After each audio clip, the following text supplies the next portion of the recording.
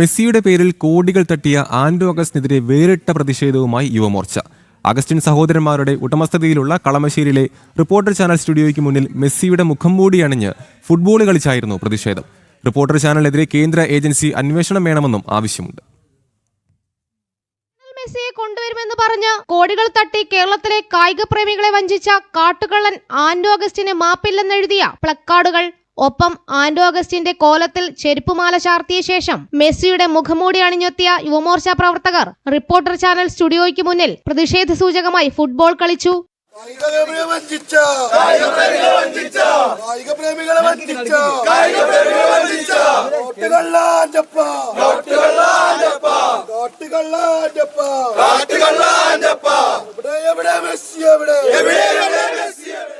പരിപാടി BJP. Ernakulam north ജില്ലാ president MA. Brahmaraj ഉദ്ഘാടനം ചെയ്തു.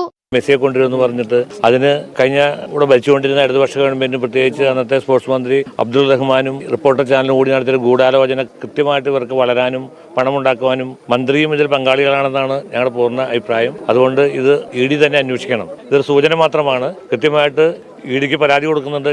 യുവമോർച്ച എറണാകുളം നോർത്ത് ജില്ലാ പ്രസിഡന്റ് വൈശാഖ് രവീന്ദ്രൻ പ്രതിഷേധത്തിന് നേതൃത്വം നൽകി.